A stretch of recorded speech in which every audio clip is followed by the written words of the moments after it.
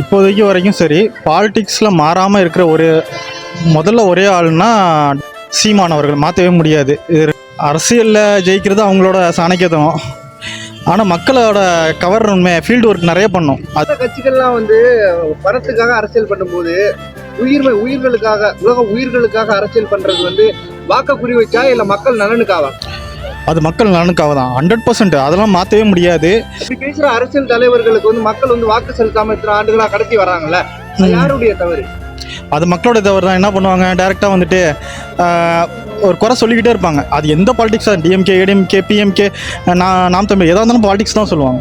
யார் வேணாலும் வரட்டும். ஆனால் ஒன்றுனா இயற்கையை பாதுகாக்கணும். இல்லைனா இன்றைக்கி எல்லாருமே இயற்கைன்னு டாபிக் மாதிரி சொல்கிறேன். இந்த மன்னார்குடியில் பார்த்தீங்கன்னா எல்லாருமே காலையில் அடிப்பைப்பில் பிடிச்ச தண்ணியை சாயந்தரம் யூஸ் பண்ண மாட்டாங்க. இன்றைக்கி கேன் வாட்டரை 3 நாள் கழித்து யூஸ் பண்ணுறாங்க. அப்படிங்கும்போது மக்கள் தான் சூஸ் பண்ணணும்.